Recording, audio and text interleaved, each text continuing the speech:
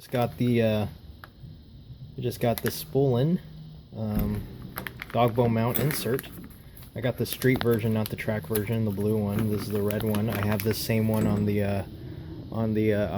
our Golf R, and it's been awesome. NVH has not been any factor whatsoever, but the handling, the launch, the ability to get off the line is much better. So we're gonna put this bad boy on the Audi RS3. It has the same Dogbone style insert hole as the Golf R. So I'm gonna go ahead and get started with that. And it's very easy to do. It's 1 out of a 5 difficulty scale, 1 being much easy, 5 being super difficult. But yep, it's just basically same basic stuff. I inspected the Golf R's recently, and after 30,000 miles, this insert is still in great shape. Maybe a little bit of discoloration from it, but other than that, it's still perfectly fantastic. I looked at the instructions. It looks like when you install this, it'll actually go like this based on their video. This with this in here, the small ring in there, and then this piece, which was interesting. I don't know if that's the way it's sandwiched. I better look at it again. Oh, there's a little bit of grease on here already. But yeah, I think on the Golf R though, I swear on the Golf R I just mounted it like this. I had no issues with it whatsoever, which would flush mount it into there. Huh. Anyways, I'm gonna get started. I'm just gonna jack one side of the car and get underneath it and get going. Alright, so I am at the front of the car. I got it jacked and suspended, and I am going underneath. Looks like inserts there. Looks like all the gaping space is there. So I just need to grab my 22 or 21 millimeter. Let's see, what is this? This is my 21 millimeter. Yep, that's the size. And break this bolt loose. Oh my god, that thing's hard. Feels like 100 foot-pounds. Should have used my impact tool. No, this is easy. Alright, so I got it loose already. Alright, so I'm just gonna get into this. Yeah, it's just hand loose now. Alright. So the instructions, this time I actually look at instructions this time. Yeah, this is just finger loose now at this point. I'm just about a foot off the ground the car is. So they said do not remove this entirely just yet. So I need to go over and start greasing the insert with all-purpose grease. Alright guys, I just greased up with all-purpose, the Slick 51 grease. This is the stuff I have. And I am going to do it with the Golf R because I looked at this.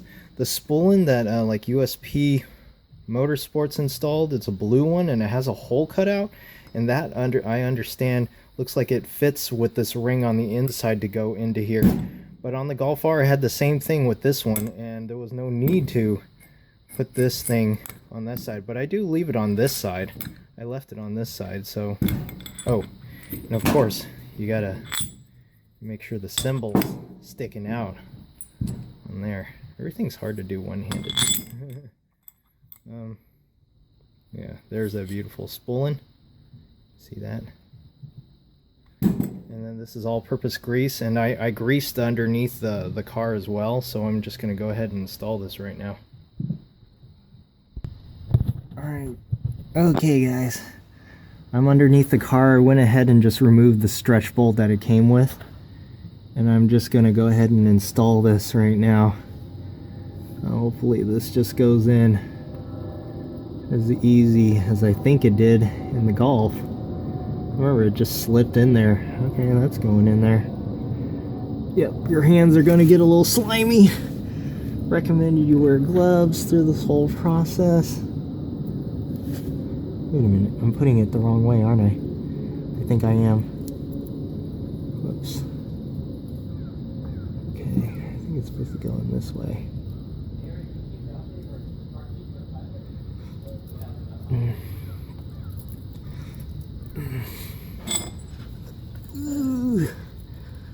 Ooh. Wait a minute. For the first time looking at the Audi shape.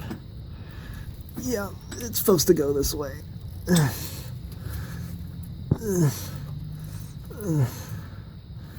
Well, let me get back to you when I shove this back. This is what happened. So I had to use the jack, my jack, to press up onto every corner till I finally got it flush after a lot of grease. I noticed in the Audi, the shape looks the same. It does in a general eye sense, but the top corner, the bigger, more fuller piece, not the two little like prongs that are like this. Those went in super easy, but the bigger piece took a lot of finagling and a lot of manipulating, using my flathead screwdriver, kind of moving it around a little bit. And I could eventually, even with grease, get it up in there because it was a little tight around the corners of the design. But I just finagled it, and eventually I pressed it up with my jack stand, very little. So it's nice to have a little jack, or I mean a little jack, and then jack that up into there. So I held it in place so it can stay there, you know, and hold its form. Then I'm just going to put the plate on there and bolt it to what they recommend, 75 foot-pounds or 100 Newton meters. I saw two settings. I saw 130 Newton meters, which is 95, but I saw multiple mentions of 75, so I'm going to just go with 75 foot-pounds of torque or 100 Newton meters, and I'll be done. After squishing it with the jack, I pushed it aside. I put their supply bolt, and I am listening to them. I put the little washer that it came with on the back side of there, pressing against there along with this piece. OCD'd, made sure the spooling is in front here. I got my torque set to 75 foot-pounds. I'm just gonna go down on this now. Oh, can't. Let's see if I can do this one-handed.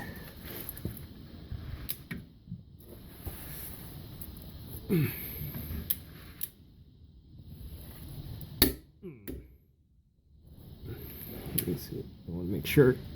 There we go. There it is. 75. That's it.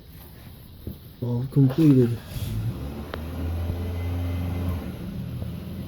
Let you take a look at it. See, there's this one right there. And that's just the grease smushing along the sides there. Guess I could wipe that up for a little bit of cleanliness. But this makes a huge difference. Oh, I love it. That's why I get the street version. You won't get that MVH that people complain about. And it's going to still help against wheel hop and acceleration. Thanks for watching.